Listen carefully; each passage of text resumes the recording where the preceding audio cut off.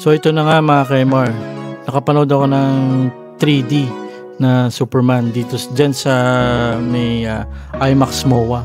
Ang last na panood ko na 3D is nung Avatar 1. Yung last na nood ko ng movie, which is pinilit ako ni Mrs., yung An Inconvenient Love nung 2022 pa. Sa circuit kami nanood nun eh. Di talaga kasi ako mahilig sa drama. Gusto ko lang action at mga comedy na type ng movie.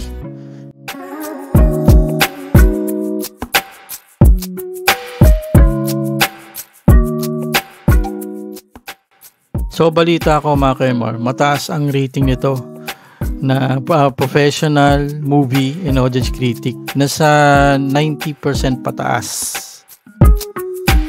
Bumili kami ng popcorn at inumin. May libre ito sa package. Hotdog bites at Minute Maid na orange.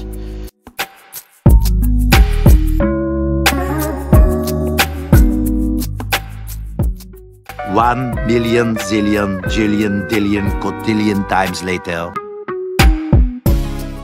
So tapos na yung movie mga Kaimar. Panoorin nyo to. Ang ganda, hindi kayo magsisisi.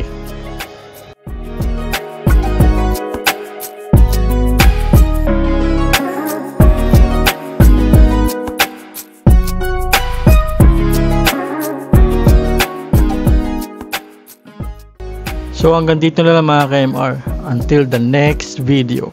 Bye!